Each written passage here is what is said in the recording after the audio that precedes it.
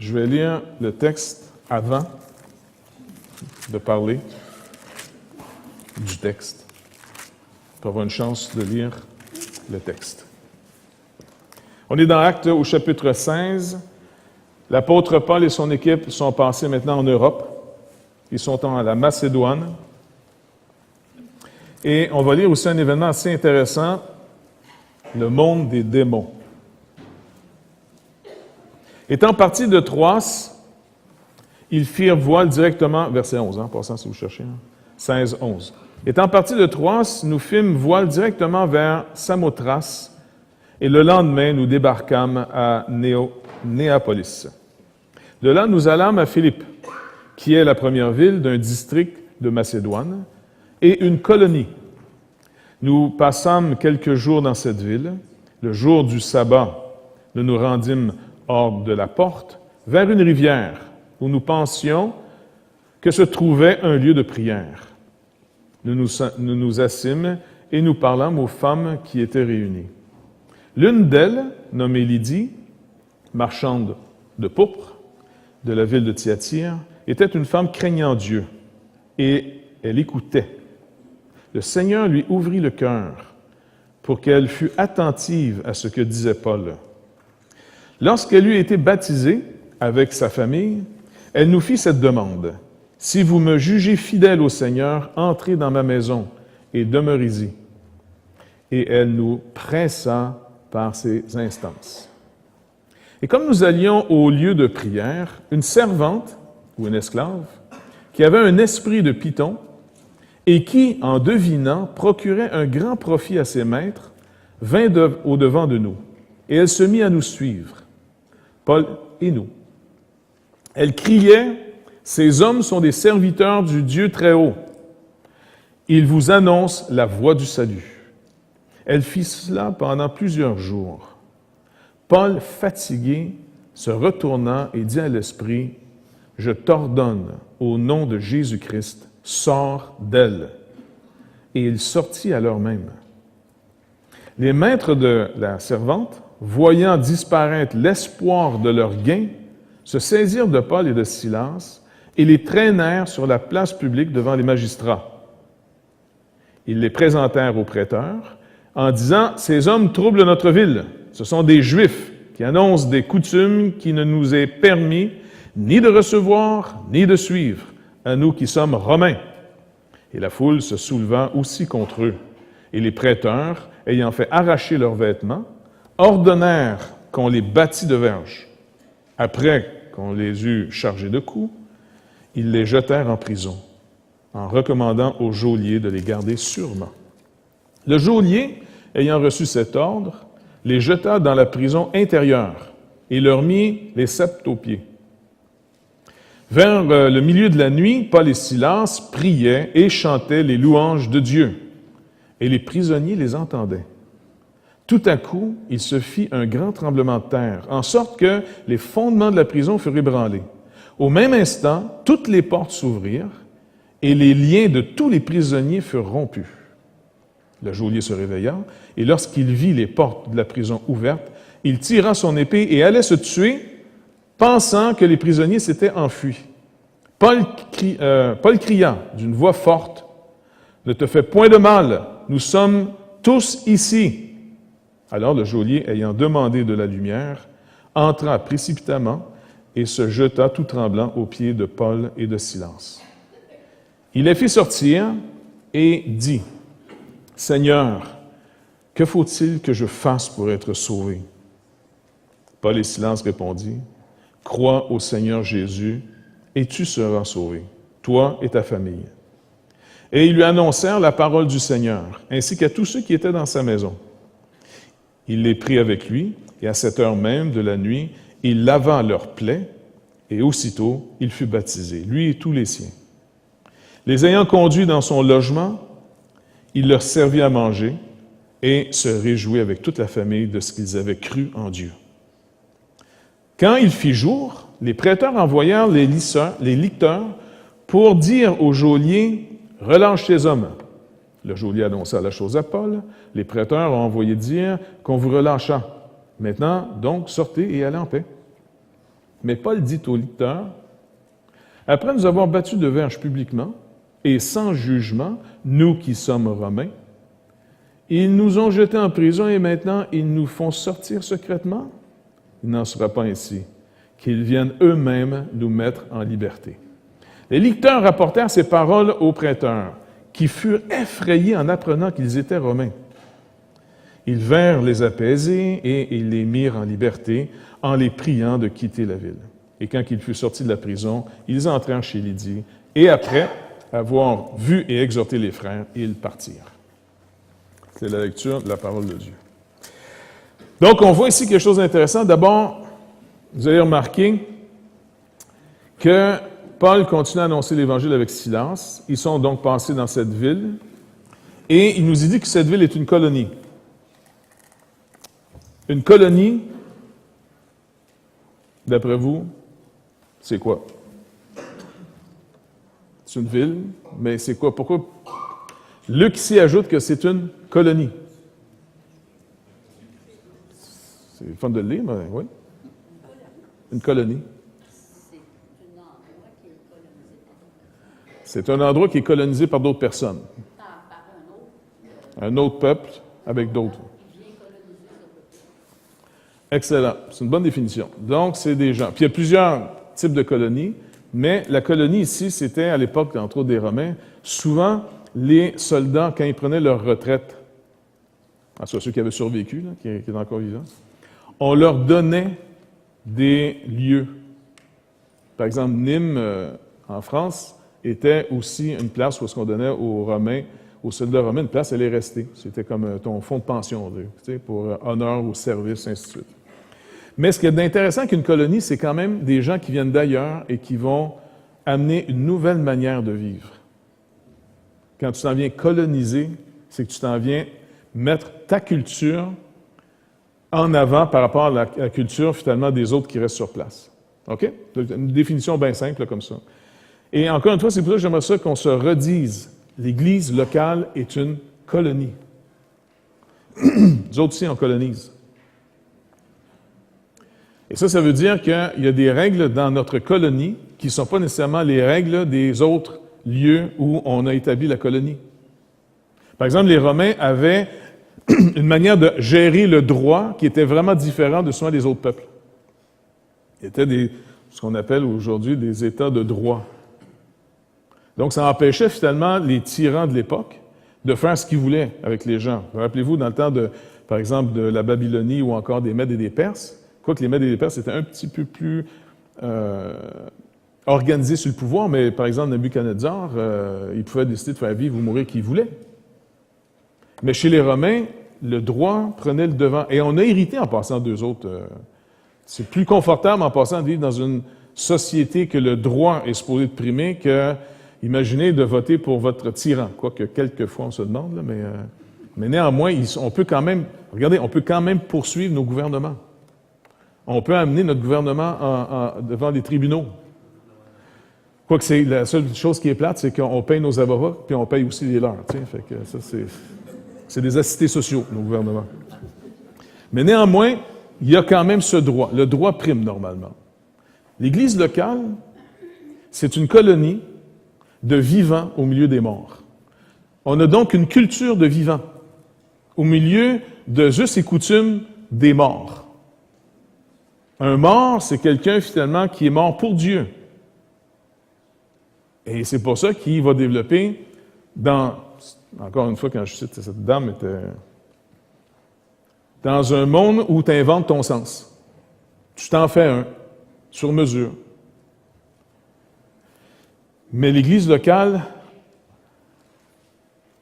est la caractéristique des vivants qui les contraste avec les morts, c'est que personne ne peut dire, à moins d'être rendu à la vie, personne ne peut dire Jésus-Christ est Seigneur, si ce n'est par l'Esprit, et c'est l'Esprit qui est l'Esprit de vie qu'on reçoit.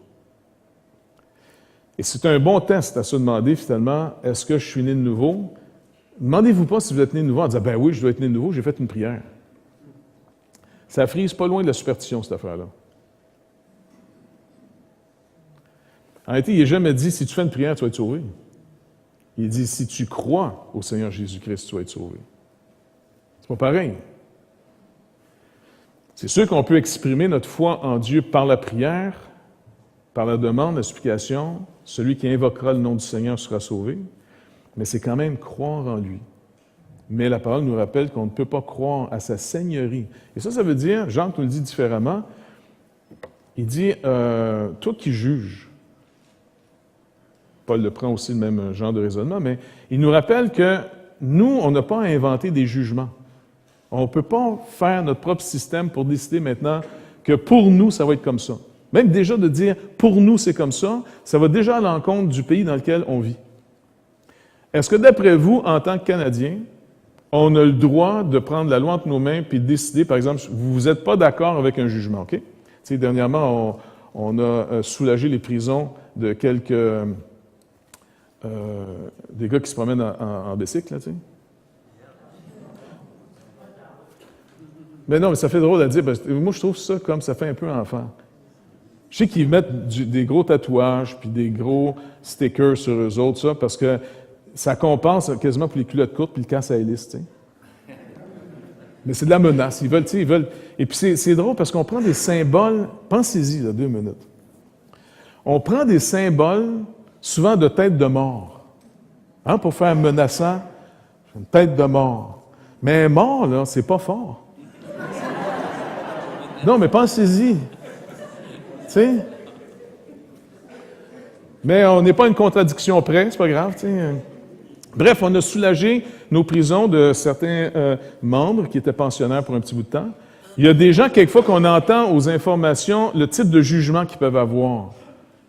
Il y a un homme, par exemple, qui a abusé ou qui a vraiment été tyrannique envers un enfant, violé, et puis il sort après, finalement, 36 mois de prison, moins le temps qu'il passe en prison, et finalement, ils doivent quasiment du temps d'avoir été en prison, tu sais. Puis tu as le goût d'être dehors, puis de dire, bon, moi, j'ai le ministère de faire ma loi. Imagine-toi, là, tu sais, que tu t'installes un genre de petite maison en avant de la porte de prison où ils sortent, là, et puis là, tu as un bazooka. Parce que tu veux être sûr de viser correct, tu comprends? Et puis tous ceux que tu n'es pas d'accord avec la loi du pays, tu décides d'imposer ce que tu penses qui est juste. Puis tu décides finalement de tuer ceux que tu juges d'après toi qui devraient mourir.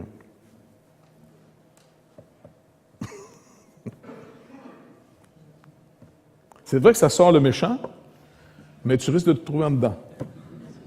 Parce que tu n'as pas le droit de prendre la loi entre tes mains. On n'a pas le droit de se venger. Vous avez le droit de protéger, par exemple, vos maisons.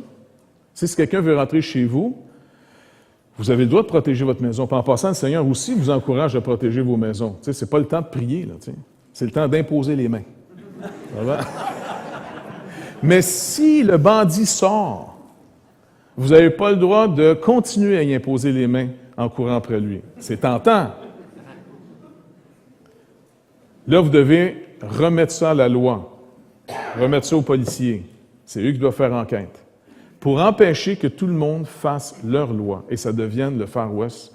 Et là, la loi du plus fort devient menaçante et dangereuse. On essaie finalement d'avoir un système le plus équitable possible. Il n'est pas parfait, mais il freine énormément le mal. Puis on doit continuer à prier en passant pour ceux qui gèrent ce système-là, parce que si on peut se promener assez librement aujourd'hui et que vos droits en général sont assez protégés, c'est que d'autres ont travaillé à ça avant. Et pensez pas que c'est obligé que ça soit facile. Quand un pays perd ses privilèges, les plus faibles payent le prix. Bref, c'est dans une colonie romaine. Puis c'est intéressant qu'il nous dise une colonie. Fait que nous, en même temps, il faut se rappeler, nous aussi, on est une colonie. Et inévitablement, nous aussi, on a des règles que peut-être le monde ne se donne pas. Et peut-être que le monde trouve que nos règles sont trop sévères. Nous, on ne tue pas nos enfants. Le monde peut les tuer, leurs enfants, s'ils veulent. Mais nous, on ne tue pas nos enfants. On assume. Et ainsi de suite. Puis j'insiste de dire c'est un enfant parce que c'est trop facile, encore une fois, de stériliser la réflexion des gens pour dire c'est un fœtus, c'est un enfant. Puis la loi canadienne est tellement lousse que tant qu'il n'est pas sorti, tu peux le tuer. Et puis, s'il y en a qui ont trop de pudeur là-dessus, on les envoie aux États-Unis, puis eux autres, ils achèvent, des fois. Je disais, c'est terrible. Ah ouais. Mais là, je voudrais qu'on arrive à quelque chose de plus intéressant. Bref, nous, on a des lois que le monde peut trouver trop restreintes. Mais ce n'est pas nous qui faisons les lois. C'est le Seigneur qui fait les lois.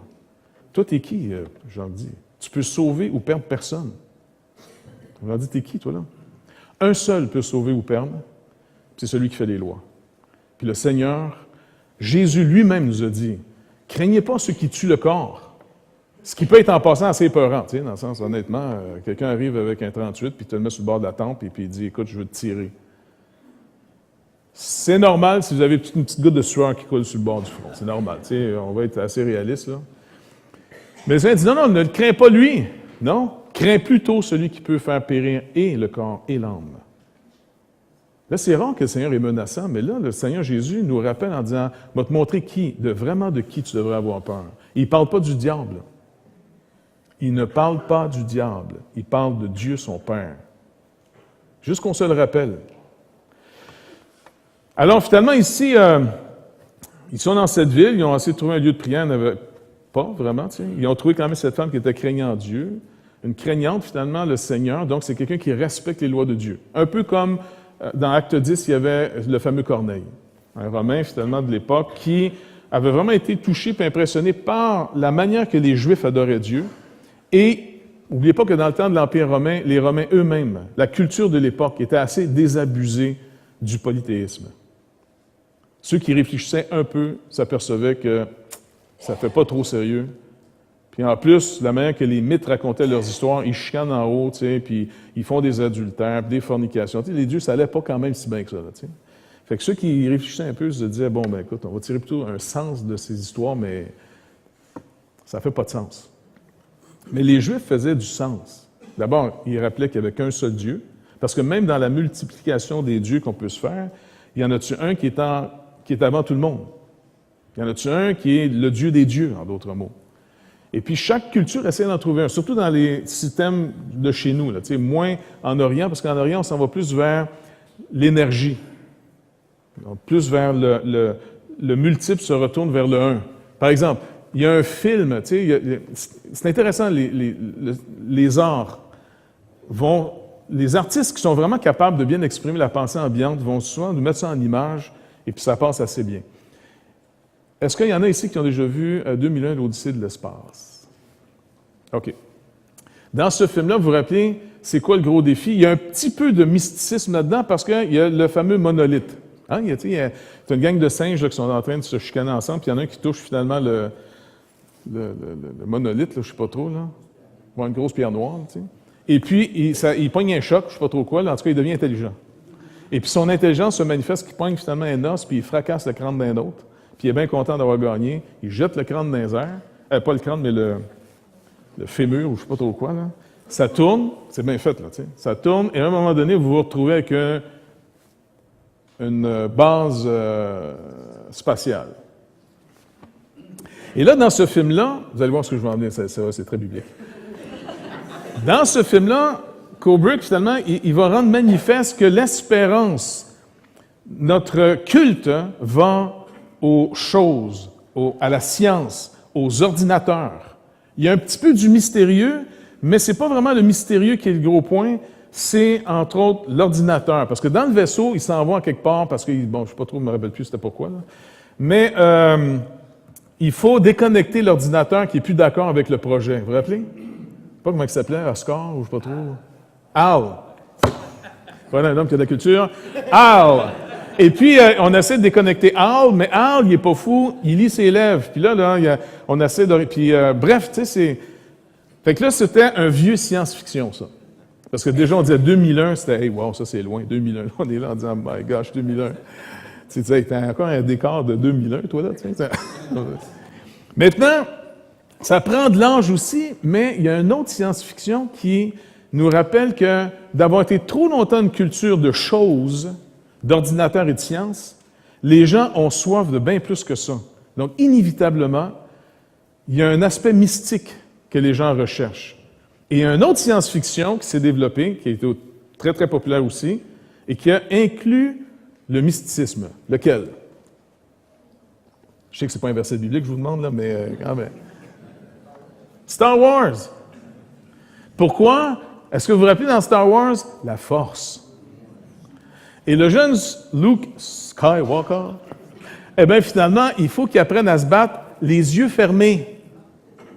Normalement, c'est bon de se battre les yeux ouverts dans la vraie vie, tu sais, je veux dire, dans la vraie vie. Mais là, dans ce monde-là, c'est qu'on va plus loin que la raison. Parce que c'est comme si Yoda il est en train d'essayer de dire, écoute, tu réfléchis trop, tu t'essayes trop par... Laisse la force. Tu vois? C'est comme un genre de spiritualité, de mysticisme. Déconnecte ta tête, oublie les mathématiques, l'espoir est ailleurs. Mathématiquement, c'est vrai que quiconque fait de la science, mathématiquement, il n'y a pas d'espoir. Alors, si vous voulez avoir de l'espoir, il va falloir que ce soit autre chose que de la raison. Francis Schaeffer, il avait vraiment bien résumé un peu le parcours. Il nous avait prédit, quasiment dans les années 60-70, que l'espérance de la population, ça va être la folie. Ils vont la trouver dans la folie. On fait des choses en technologie de manière incroyable, mais là, ça demande ta raison. Mais en fin de semaine, on te permet d'être fou parce qu'il faut que tu aies de l'espoir quelque part. C'est surtout pas dans la technologie que tu vas trouver ton espérance, ça va être finalement dans la folie. Donc, c'est pour ça qu'on sépare la vie d'une personne en disant « il peut être fou en fin de semaine, mais il est bien brillant la semaine ». Fait qu'on a juste besoin de sa tête pour faire des choses pratiques, mais ce qu'il veut espérer après, il espérera finalement que le salut vienne des carottes s'il veut, on s'en fout, tu comprends? Ici, Paul nous rappelle qu'on est dans un monde qui a conquis. Les Romains ont conquis le monde de l'époque. Il y avait de la résistance encore, là, mais quand même, grosso modo, ils avaient quand même conquis. Ils avaient mis un très bon système au point, la loi. Essayez de réfléchir sur les choses. Puis il faut quand même donner le mérite que la grâce commune de l'époque faisait que l'apôtre Paul pouvait voyager comme il voyageait. Et les gens voyageaient beaucoup à l'époque, contrairement à plus tard. Parce que l'Empire romain stabilisait les nations. Et puis, tous les pirates ces mers, il y en avait beaucoup moins, fait que c'était moins menaçant de se promener finalement sur les mers. Les routes étaient sécurisées par les garnisons romaines un peu partout. Et si vous étiez traité injustement, surtout si vous aviez le privilège d'être un citoyen romain, vous aviez des droits. Et c'est pour ça qu'il nous rappelle qu'on est dans une colonie romaine. Maintenant, on va voir deux mondes qui se croisent. Fait qu'il dit, la famille de Lydie se convertit, tout va bien, c'est merveilleux. Là, il dit, encore une fois, ils vont retourner vers ce lieu. Peut-être plus tard, 1 semaine, 2, 3 semaines plus tard, je ne sais pas trop, bref. Et là, en s'en allant, il y a cette jeune esclave qui a un esprit de python. Vous savez, c'est quoi un python? C'est pas juste un pain sur le python. Vraiment? Un python, c'est un serpent. Pourquoi, finalement, cette femme a un esprit de serpent? C'est que, finalement, souvent, les serpents étaient reconnus ou classés comme étant de la sagesse ou quelque chose de plus. Donc, c'était surtout à Delphes, entre autres, qu'il y avait les oracles. On essaie de trouver des gens qui pouvaient entrer en transe et se mettre en contact avec l'autre monde. Ça, de tout temps, ça a existé. En Israël, c'était défendu. Le Seigneur dit, tu n'iras pas consulter ceux qui consultent les morts. Et même, il y a un roi en Israël un jour qui a vu que le Seigneur, il parlait pas assez, et que son ancien conseiller qui était prophète et qui s'appelait Samuel était mort. Le roi Saül, qui était rejeté par Dieu, a décidé un jour, malgré la loi qu'il avait instaurée en Israël, d'aller consulter une femme qui parle avec les morts. Et la grande question, c'était-tu vrai, c'était-tu pas vrai, tu sais, ça marche-tu pas? Secondaire. La seule chose qu'on voit quand on lit le texte, c'est que la femme elle-même est bien surprise que cette fois-là, ça a marché. Parce qu'elle voit comme un Dieu monter du séjour des morts, enveloppé comme d'un genre de grande couverture. Et puis là, elle a vraiment peur et elle découvre que c'est le roi, parce qu'elle semble reconnaître le fameux prophète en question, Samuel, qui est mort. Qu'elle a sûrement peut-être connu, je ne sais pas trop, mais... Elle dit, tu m'as trompé. Elle dit, non, continue, tu sais. Fait que là, elle fait la connexion et Samuel parle au roi qui veut avoir de l'information, parce qu'il doit aller se battre, lui. Il veut savoir s'il va gagner, perdre, tu sais, il va avoir le conseil. Fait qu'il dit, attends, il dit, là, Samuel il rappelle, il dit, d'abord, tu m'as dérangé dans mon repos. Fait que si vous avez l'intention d'invoquer votre belle-mère qui est morte, je vous annonce tout de suite en partant qu'elle risque, si elle vient, d'être très de mauvaise humeur. C'est menaçante de son vivant, imaginez ce que ça va être quand elle va être morte. Donc, Samuel rappelle qu'il est dérangé dans son sommeil, dans son repos. En d'autres mots, lui, il a fini sa job de conseiller le roi en disant « Écoute, ben, je ne fais pas de l'overtime, ça, c'est pas vrai. J'ai fini, débrouille-toi tout seul. Puis en plus, si Dieu ne te parle plus, tu penses que moi, m'a te parlé? En d'autres mots, tu pensais-tu que c'était de moi que je te donnais le conseil? Je te donnais le conseil quand Dieu me parlait. Si Dieu ne me parle pas, je ne te parlerai pas. » Donc, il est en train de remettre un peu les pendules à l'heure que le prophète, s'il parle, c'est qu'il a reçu une parole. Il ne la produit pas par lui-même. Ce n'est pas le résultat de ses expériences personnelles qu'il va vous donner. C'est la parole de Dieu qu'il va vous donner. Et il va dire, écoute, moi te l'annoncer la parole, toi et tes fils demain, venez me rejoindre. Et comme de fait, Saül et puis même Jonathan, qui meurt à cause de son père en passant. Mais Jonathan, en passant, si vous avez eu du temps, étudiez le caractère de Jonathan. On étudie toujours David, parce que David, c'est comme le jeune premier dans le film, tu sais, c'est celui qui est beau, puis que c'est lui qui... Mais c'est pas... Moi, je trouve que c'est pas le personnage le plus intéressant. David est intéressant, c'est sûr, c'est sûr. Mais prenez le temps d'étudier Jonathan. J'ai rarement vu dans toute l'histoire de la Bible un homme comme Jonathan. Un gars qui est capable de céder sa place. Un gars qui était promis à être le prochain roi en Israël. Mais quelqu'un qui préfère la volonté de Dieu à tous les privilèges qu'il peut avoir. Il préfère la volonté de Dieu à sa propre vie. Le gars va mourir, puis il dit à David, on fait un pacte. Quand je vais être mort, parce que je vais mourir, parce que c'est toi le roi, puis ma famille est rejetée, on fait un pacte. Occupe-toi de mes enfants. Si j'ai des survivants, je te demande de t'en occuper. Et c'est ce qu'il va faire avec Méphibosheth. Il va s'occuper de lui, un de ses fils. C'est trop facile de vouloir être David. Ça serait bien plus trippant qu'on soit une assemblée de Jonathan que de David. Jonathan préfère la volonté de Dieu à tous les succès, même du ministère. Donc, ça, c'est une autre histoire. Bref, là, ils s'en vont. Puis, il y a cette jeune esclave qui a un esprit de Python et cet esprit lui donne la capacité de faire de la divination. Est-ce que c'est vrai? Est-ce que c'est faux? On va prendre le texte comme il se dit. Et là, elle va, pendant plusieurs jours, dire, c'est des serviteurs du Dieu très haut. Ils vous annoncent la voie du salut. Je dis, pas pire ça quand même comme publicité, mais ça. Fait que, tu sais, pendant une couple de... Puis là, il dit, et elle a fatigué Paul. Peut-être, je sais pas, elle l'a fatigué, tu comprends? Et puis là, il se retourne, et il ne parle pas à elle. Il parle à l'esprit. Je te l'ordonne au nom de Jésus, sors. Et l'esprit a sorti. Et donc, cette jeune femme, qui peut-être était aussi tourmentée, ben, comment se produisaient, en d'autres mots, ces oracles? Comment elle les recevait? Et puis là, il y a plein de commentateurs qui cherchent à comprendre, tu sais, est-ce que les gens tombent en transe, des crises d'épilepsie, ou, tu sais, ils ne savaient pas trop comment ça se... Il doit y avoir quelque chose qui fait que, dans les cultures où est-ce qu'on invoque, on essaie d'entrer en contact, et ça, c'est la différence entre les chrétiens et tout le paganisme qui en suit. On peut avoir hérité une forme païenne. Vous avez remarqué, dans la Bible, on ne jeûne pas beaucoup.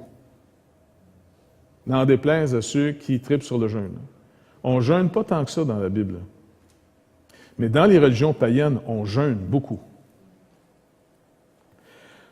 On ne fait pas... Même Jésus, il est contre les longues prières qui finissent plus. Et surtout les prières à répétition. Tu sais, quand il dit « Oui, Seigneur, Seigneur, Seigneur, oui, Seigneur, Seigneur, Seigneur », ça veut dire « OK, j'ai entendu, oui, tu m'appelles, tu m'appelles? » Parce que ça, c'est des gens de mantra, des gens d'essayer de rentrer comme en transe. À la limite, quand on chante, c'est pour manifester intelligemment ce qu'on croit. On ne chante pas jusqu'à temps qu'on tombe finalement dans un genre d'hyperventilation, puis que là, on commence à entendre le Seigneur. Quand vous commencez à entendre le Seigneur de même, c'est que c'est plus le Seigneur qui parle. Là. Donc, c'est extrêmement sobre le culte chrétien. Et c'est pas plaisant pour ceux qui croient à une forme de mysticisme dans lequel il faut rentrer en transe. Il y en a qui vont prendre de la drogue, de l'alcool, faire toutes sortes de choses pour entrer dans un état second. Le Seigneur nous dit, par Pierre, soyez sobres et vaquer à la prière. La sobriété. Et ça va nous enlever une forme de superstition de la magie. Donc peut-être cette jeune fille était impressionnante, non seulement parce qu'elle arrivait à dire qu'il était pour arriver ou en devinant sur les gens, mais en plus, peut-être, c'était aussi dans une manière un peu spéciale. Bref, ça fatigue Paul. Il chasse l'esprit. Ce n'est pas la jeune femme qui parle, il parle à l'esprit. Donc, je suis obligé de conclure que Paul croit qu'il y a un monde parallèle au nôtre qui s'appelle le monde angélique. Il y a des anges bons et il y en a des pas bons. Mais dans notre culture très matérialiste, avez-vous remarqué que si je prends toute l'Assemblée ici, tout dépendant d'où on vient, OK? Chacun de nous, dans notre culture, la culture dans laquelle on a été élevé a été à l'origine de notre surmoi. Tu sais, ça a contribué à notre manière d'interpréter les choses. On met de la valeur ou non à certaines choses, tout dépendant d'où on vient et comment on a été élevé. Nous, on a été élevés que tout est physique. Et avec une réaction énorme à tout ce qui est religieux comme étant pas normal. Dans d'autres cultures, le logique est important, mais les gens savent et croient qu'il y a un autre monde qui est parallèle. Le culte, par exemple, qu'on fait aux anciens. Mais même dans la culture québécoise, surtout des gens plus âgés, puis même ça reste encore, combien de fois on attend dans un salon funéraire, maintenant ils vont nous aider. Quand la personne meurt, souvent, ils vont dire, maintenant, j'ai quelqu'un au ciel que moi je connais, et puis cette personne-là va pouvoir nous aider plus. Il n'y a absolument rien dans les Écritures, si vous êtes chrétien, là, ou si vous êtes juif, il n'y a rien dans les Écritures bibliques qui vous dit qu'un mort peut vous aider. Rien, absolument rien. Ça vient du paganisme. Les païens croyaient finalement que les ancêtres pouvaient agir encore. La Bible nous dit qu'il y en a juste un qui agit pour nous. Et si vous cherchez un être humain qui agit pour vous, il y en a juste un. Jésus-Christ, homme ressuscité auprès du Père et qui intercède pour nous en ce moment. Maintenant, est-ce qu'il y a des anges? Est-ce qu'il y a des esprits? Est-ce qu'il y a des anges? D'abord, le mot « ange ». Parce que là, il y a un esprit qui sort, là, on se demande, il arrive de où, lui, là, tu sais? Des anges, ils sont appelés anges. Autant c'est le terme en hébreu comme dans le grec, c'est messager. Ceux qui amènent un message. Et il y en a juste deux qui sont nommés à ma connaissance. Juste deux qui ont un nom propre. Est-ce que vous les connaissez? Gabriel et Michael.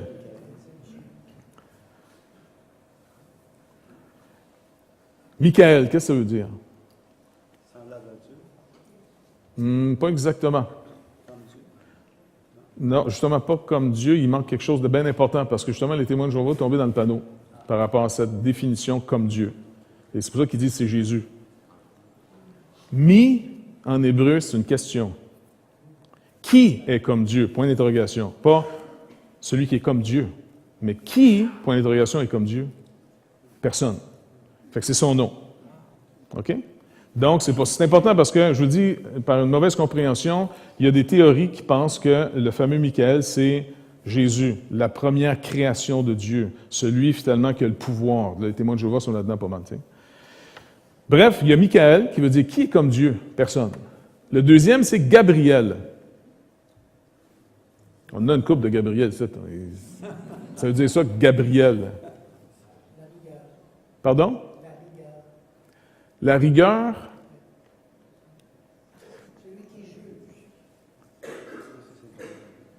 Ça vient du mot Gaber, puis de elle, deux mots. Peut-être que finalement c'est dans le sens de l'homme, dans son côté noble, de Dieu. Donc Gabriel, c'est en hébreu, ça veut dire l'homme de Dieu. Mais c'est étrange parce que c'est pas un homme.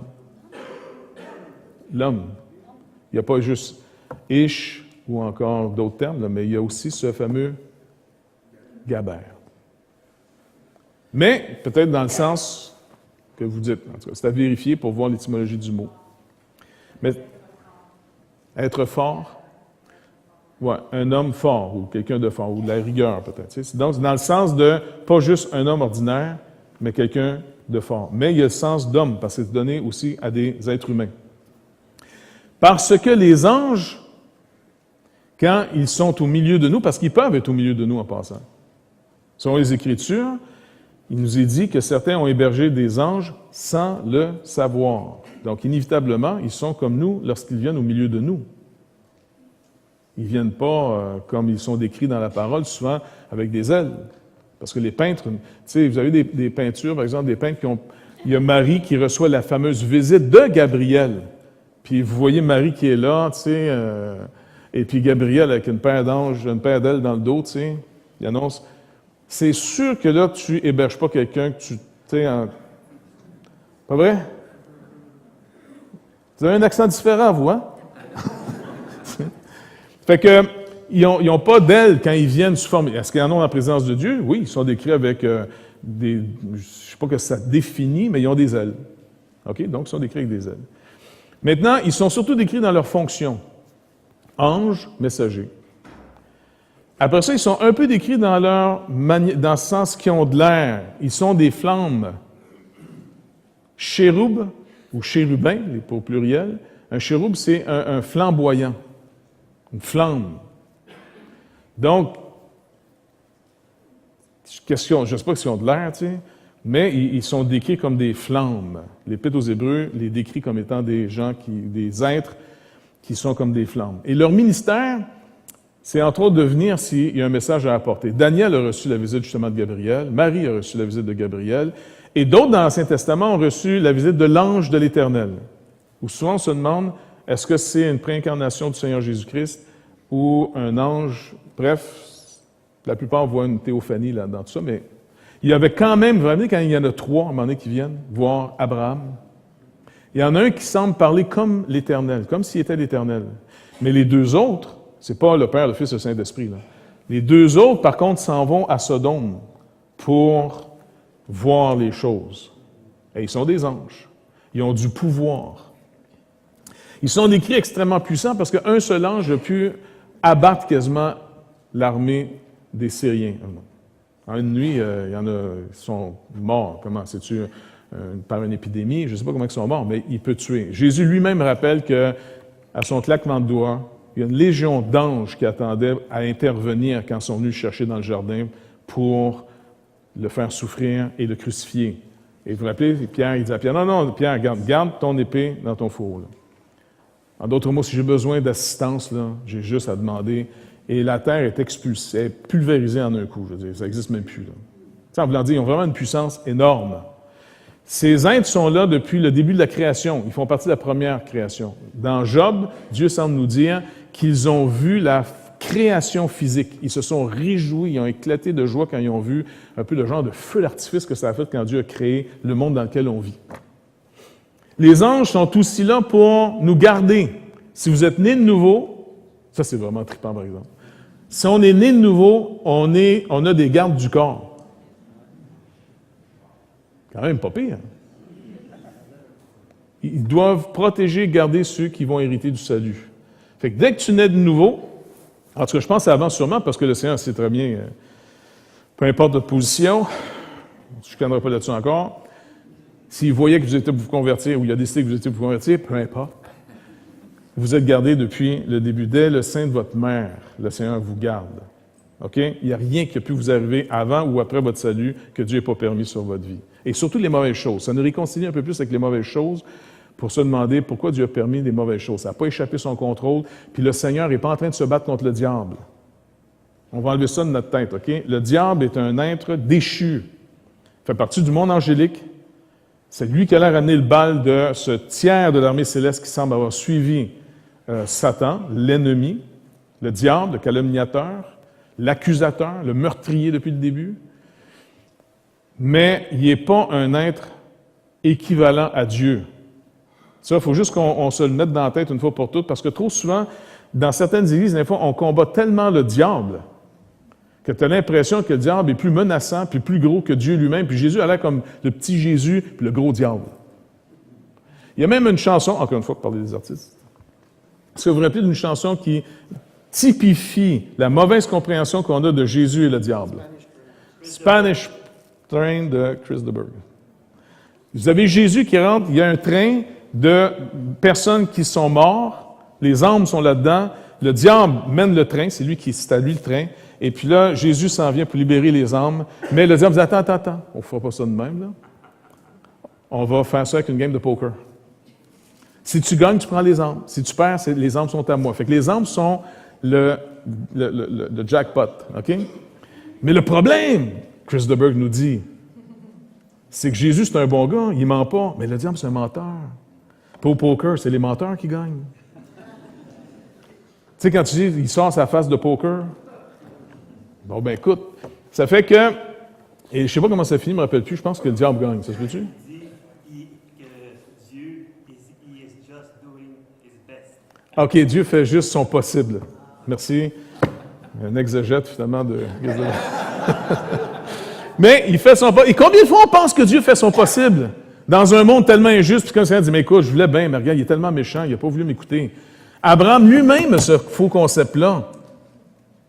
Hein, j'ai menti ici parce que je ne voyais pas qu'il y avait grand monde qui avait la crainte de Dieu, dit à Abimelech, entre autres, puis à Pharaon. Vous vous rappelez? Tu sais, on dirait qu'on est fort quand on a toute la gang ensemble parce qu'on dit, il y a une chance que Dieu soit peut-être capable d'y parler parce que j'espère que tu fais ton culte le matin puis tu demandes au Seigneur sa volonté parce que si tu lui demandes, il y a des chances qu'il te la donne. Et puis, là, tu me feras pas mal. Tu vois? Puis, là, tu dis, ben écoute, il ne peut pas parler à un païen parce qu'il ne fait pas de culte le matin.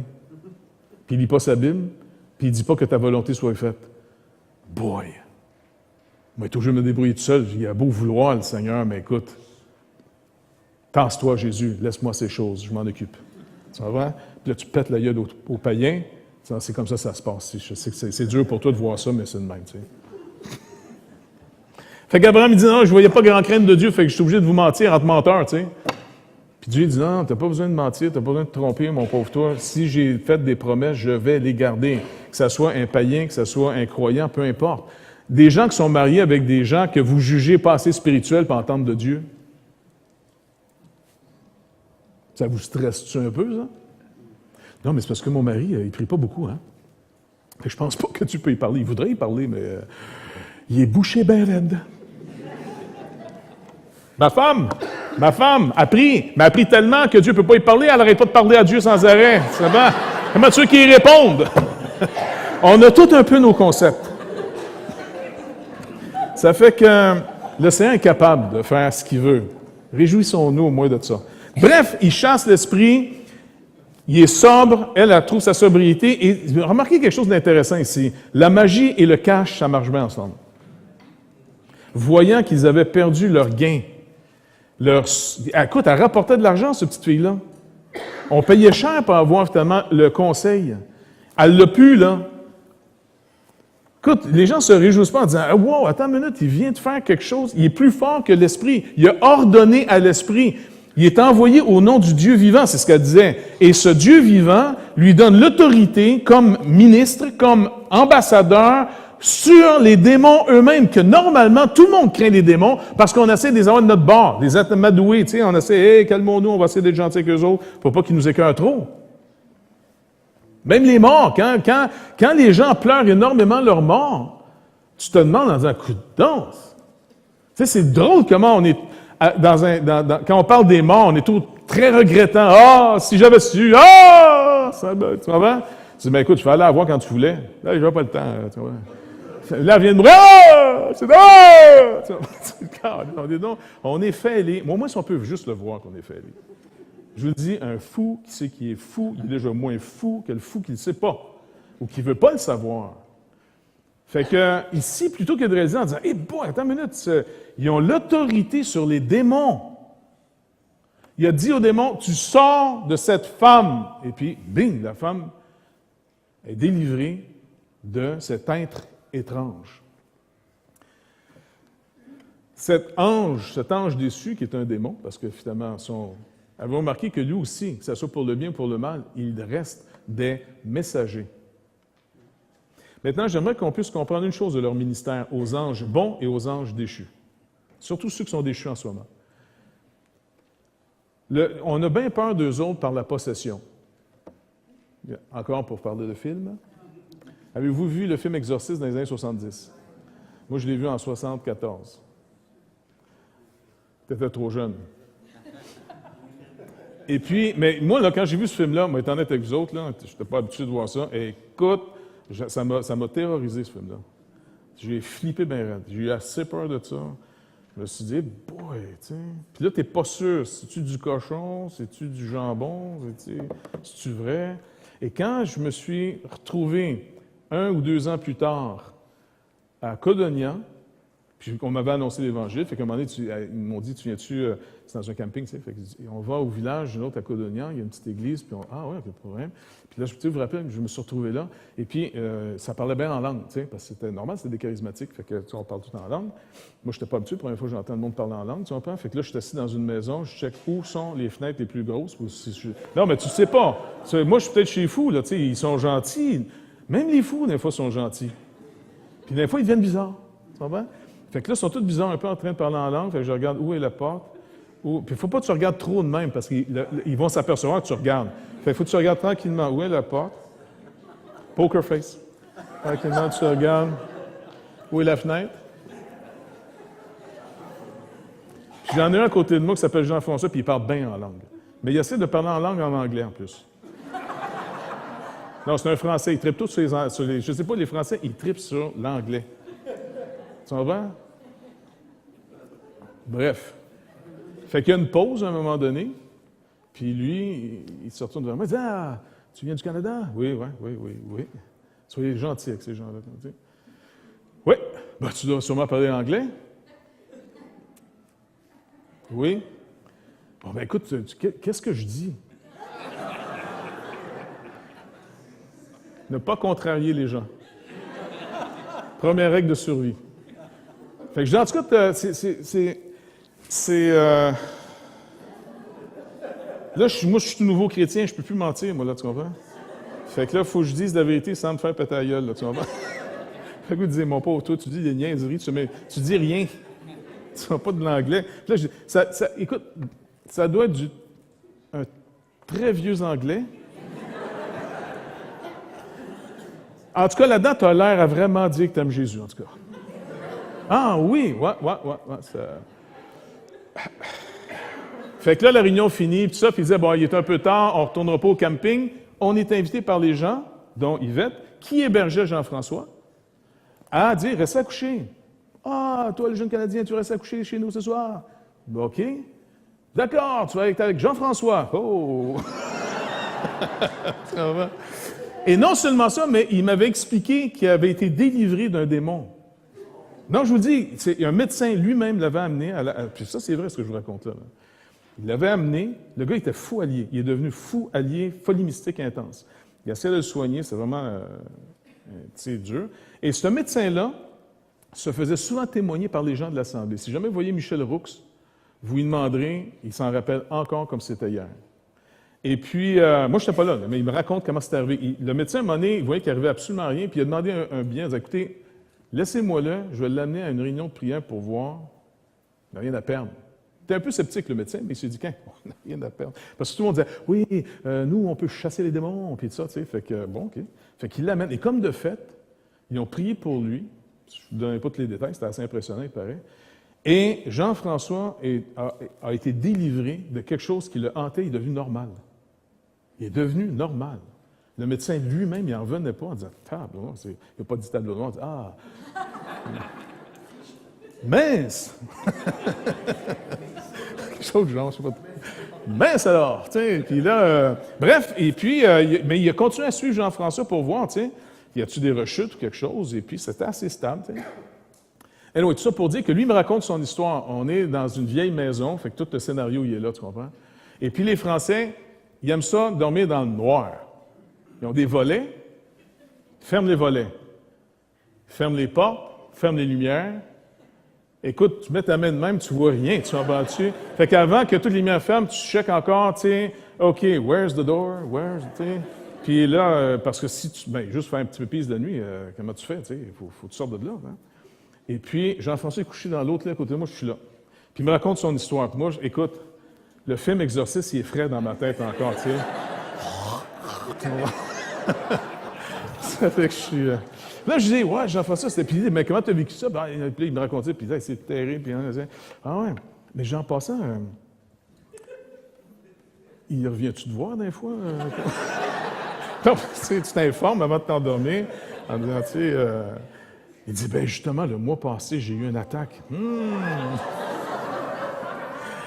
peux juste vous dire que j'ai dormi rien que d'un œil, que vous ne voyez rien non plus, mais c'est pas grave, ce moment. Et puis là, tu sais, dès qu'il y a... une petite nuit stressante.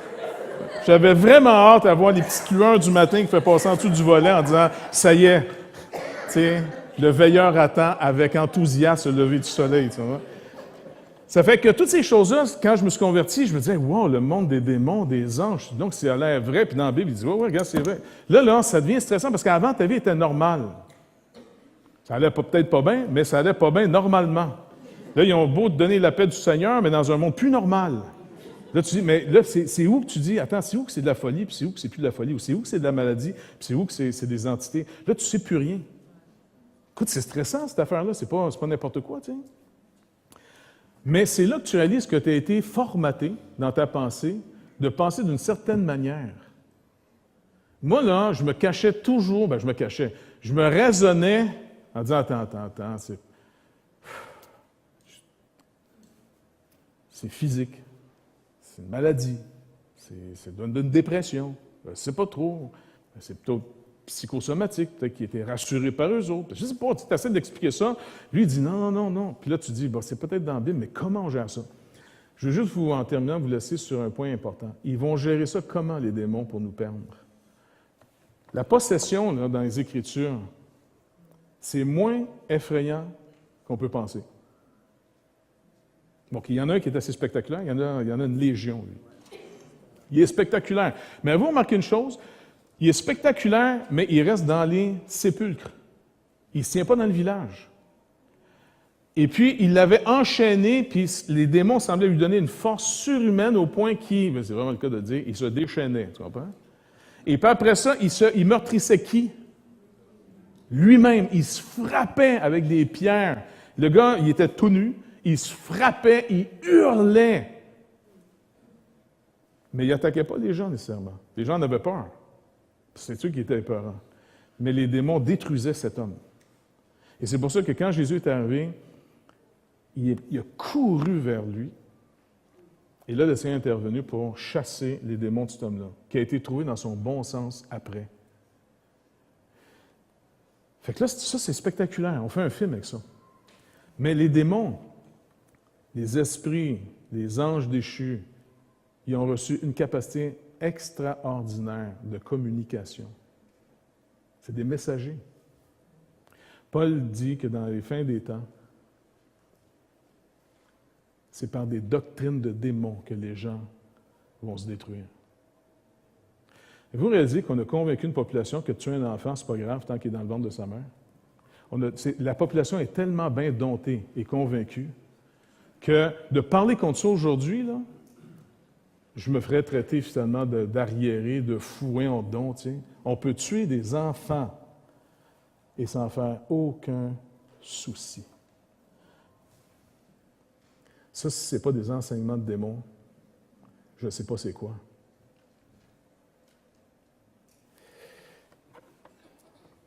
Le problème, c'est qu'il y a quelque chose en nous de pervers et qui aime entendre. Non, tu n'as pas besoin de conséquences, on va lui faire porter un autre les conséquences. On ne serait pas capable de le faire si on voyait l'enfant. Puis il y a des gens qui pratiquaient l'avortement qui ont été, à un moment donné, plus capables d'en faire. Plus capables.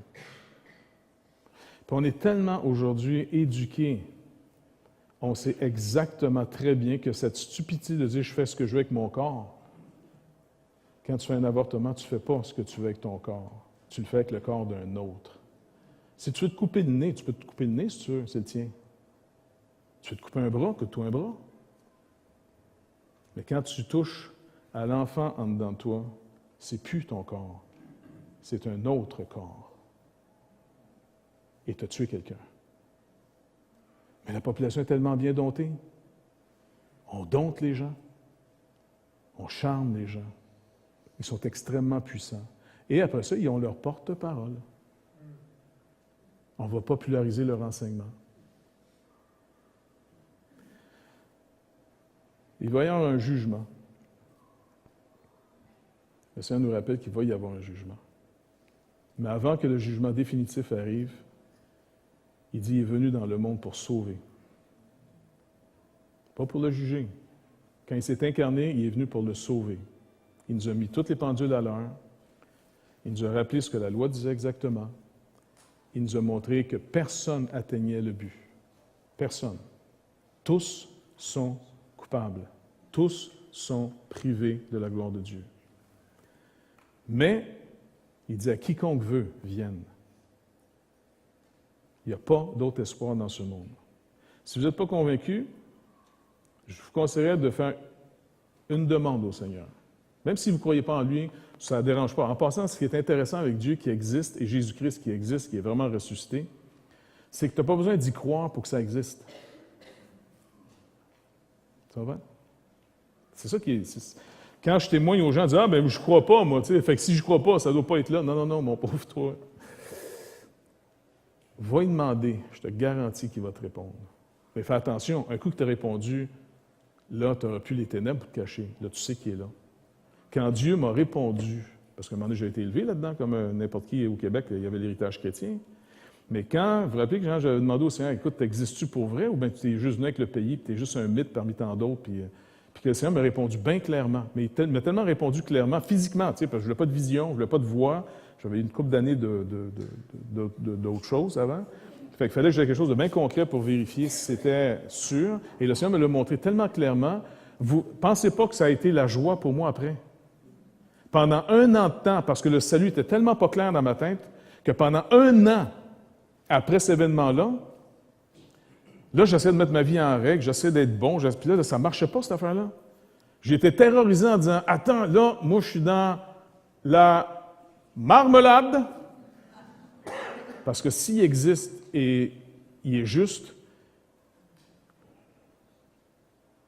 y a-t-il quelqu'un qui paye pour moi? Là? Je l'ai entendu le message. Jusqu'à ce qu'un an plus tard, il me l'annonce justement sur le bord du lac là-bas, de la mer. Et là, j'ai trouvé ma paix avec Dieu. Parce que Dieu, souvent, il peut te laisser dans ton jus.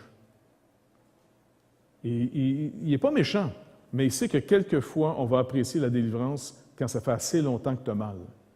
Mais tellement mal. Puis tu essaies de t'en sortir, puis tu t'en sors pas pantoute, puis plus tu te bouges, plus tu te cales. Jusqu'au point en disant, écoute, il n'y a pas d'issue à ça. Là. Il n'y en a pas. Et là, le Seigneur revient en disant, maintenant, est-ce que tu veux que moi, je te sauve? Puis là, c'est comme, oui. C'est même pas un genre de oui généreux, oui, je le veux bien. Non, non, c'est à qui d'autre tu veux que j'aille, au secours. Et puis c'est comme ça que Dieu peut nous sauver. Après, il nous rééduque. Après, tu vois de plus en plus finalement dans quel monde on est. Et là, tu vois vraiment le ministère des démons.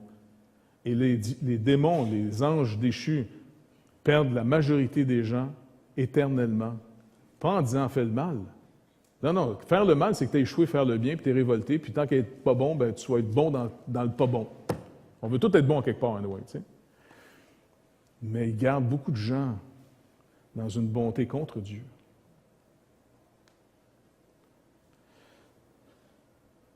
Le supplice le plus étrange, si quelqu'un est un bon artiste, là, puis bon dessinateur, la vie humaine, là, ça se représenterait comme, vous êtes pris dans une caverne, la sortie de la caverne à l'extérieur, là, c'est un gouffre à pu finir, OK? Vous voyez ça, là, comme un gouffre, là? Une façade, là, qui ne finit plus. Puis le fond de la caverne, le mur du fond, il avance un peu à tous les jours. Imaginez ça. Il avance tranquillement. Et puis là, ta caverne rapetisse, mais en passant, tu ne peux pas sortir parce que tu sors, c'est le gouffre. Le mur avance à tous les jours. Des fois, il peut y avoir une petite poussée rapide. Wow! Mais tout le monde finit un jour que le mur a rempli toute la caverne et tu vas tomber en bas. Et on tombe dans les ténèbres. Soyez d'accord ou non avec ça, c'est le chemin de toute la terre. On va sûrement cette année faire le service funéraire de quelques-uns au milieu de nous. Ça n'a rien à voir avec l'âge. Est-ce que vous êtes prêts à entrer dans l'éternité? Parce que c'est là que vous en allez. C'est là que vous vous en allez. Que vous le vouliez ou non, c'est là qu'on s'en va toute la gang. C'est à vous de décider maintenant. Tu vas être assez de nous heures par la peur? Moi, j'aurais peur à ta place. Si tu n'as pas peur quand c'est dangereux, c'est que tu es fait aller bien comme il faut. La peur, ce n'est pas nécessairement un mauvais sentiment quand tu devrais avoir peur. Mais on est dans un monde où on nous a bien domptés. Crois au Seigneur Jésus et tu seras sauvé. Mets ta confiance en lui. Abandonne toutes les autres idoles, tourne-toi vers lui seulement. Lui seul va agir. Lui seul peut agir pour toi. Il n'y a pas d'autre issue. Le monde va crier, le monde va se moquer. Rappelez-vous, ils sont juste les porte-paroles de ces messagers. Ils ne sont pas à leur première victime. Ils sont là depuis le début de l'humanité. Ils savent nous parler. Crois au Seigneur Jésus et tu seras sauvé. Seigneur,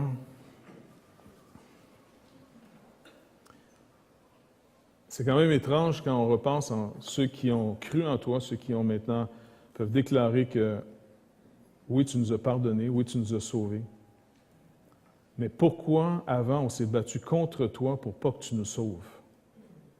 C'est à ce point-là que notre folie nous habitait, Seigneur Dieu. Plusieurs fois, on t'a dit non quand tu es venu par un ou par l'autre. Moi, je te remercie, entre autres, de m'avoir permis d'en souffrir énormément, de t'avoir dit non. Puis de ne pas avoir soulagé ma douleur. Et puis d'avoir permis qu'elle dure pendant des années, au point que je préférais à la limite voir la mort arriver pour que ça arrête, mais même là, j'avais trop peur de mourir. Puis je te remercie aussi de m'avoir laissé cette peur de mourir, sinon peut-être que j'aurais fait comme beaucoup, je m'aurais suicidé, Seigneur. Puis ça n'avait rien à voir avec mon milieu, même si je trouvais des excuses dans leur vie, j'étais entièrement responsable. Seigneur Jésus, je te remercie énormément d'avoir été patient, d'avoir manifesté ton humilité. Tu n'étais pas obligé du tout de me sauver, même quand j'ai crié à toi, Seigneur Dieu. Mais je te remercie énormément d'être qui tu es. Tu es fidèle et véritable. Et Seigneur, tu es vraiment ressuscité. Alors les gens, on peut te les amener à toi. On ne les amène pas à nous autres. Nous, on ne peut ni sauver ni perdre personne. Toi, par contre, tu as le pouvoir de sauver tous ceux qui vont venir à toi. Et Père, tu dis que tu pardonnes et que tu vas justifier, tout en demeurant juste, celui qui vient à toi par Jésus-Christ et par Jésus-Christ seul. Seigneur, je te remercie énormément pour ce salut en Christ. Il n'y a pas d'autre issue. Et le mur de la caverne avance à tous les jours. Mon mur avance de plus en plus. Et je vois la sortie, Seigneur Dieu, de ma caverne. Je vois le gouffre, mais j'attends ta promesse. Ceux que tu nous dis qui nous gardent en ce moment, qu'on ne voit pas les anges, nous attrapent le moment que c'est le temps de partir. Comme pour Lazare. Et là, on est escortés. Comme on a toujours été protégés par eux, à cause de toi, Seigneur Jésus.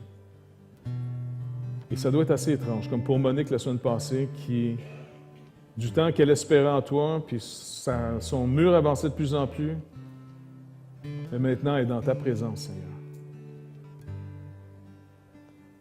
Rejoindre tous les autres, que ce soit comme Denis, la Martinière, Micheline, Mme Hurtle, Ness, tellement qui sont partis de l'autre côté. On ne sait pas c'est comment, Seigneur Dieu, puis même ça nous fait peur un peu pour être honnête avec toi. Là. Mais continue à nous rassurer, Seigneur, parce que c'est un inévitable. On ne peut pas l'éviter. On connaît tous une fin, et même ce monde va connaître une fin. Mais pour ceux qui auront fait ta volonté, ceux qui auront cru en toi, tu dis, eux, il n'y aura pas de fin. Il y a une félicité éternelle. Tu nous as promis une nouvelle terre, de nouveaux cieux. Et là, plus de douleur, plus de péché, plus de séparation, plus de deuil, mais la justice, la joie, la vie. Tu dis que tu vas être toi-même la lumière de ce monde. Entre-temps, Seigneur Dieu, dans ce monde de ténèbres, merci de continuer à être notre lumière. Merci de nous délivrer du menteur et de tous ces anges qui essaient de nous séduire. Donne-nous ton courage, donne-nous ta joie, que ton amour continue à nous presser, non seulement d'être reconnaissant envers Dieu notre Père qui nous a tellement aimés, qui ne t'a pas épargné afin qu'on soit sauvés, Merci Seigneur Jésus de toi-même avoir voulu faire la volonté de ton Père et par amour pour nous d'avoir donné ta vie. Et Saint-Esprit de Dieu, merci de l'avoir appliqué. Merci de nous avoir trouvés dans notre égarement. Seigneur, je te remercie énormément pour ce salut qu'on a en toi seul. Donne-nous de la capacité de continuer à le crier à l'extérieur, à le dire, afin que quiconque entende puisse avoir au moins le choix. Crois au Seigneur Jésus et tu seras sauvé. Tous ceux qui invoqueront le nom du Seigneur seront sauvés. Ouvre l'intelligence des gens, Seigneur Dieu. Saisis-nous. De toi seul vient le salut. Amen. Annonce-moi. Annonce-moi la